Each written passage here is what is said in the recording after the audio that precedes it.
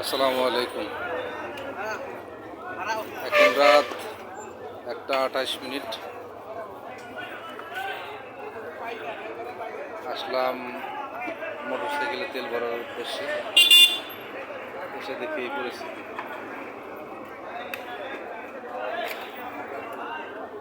খবর শুনলাম নাকি পাম্পে তেল আসছে,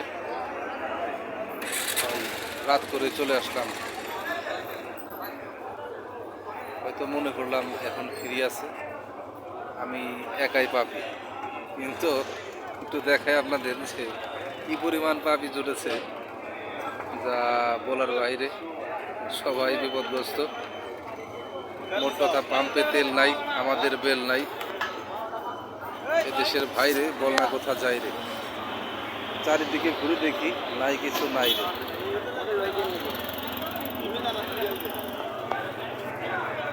শুধু মানুষ আর মানুষ। অপরন্ত সিরিয়াল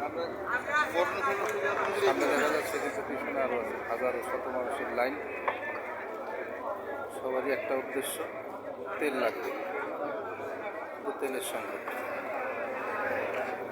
আর হয়তো ভালো করে দেখা যাওয়ার মোবাইলটা বেশি ভালো না।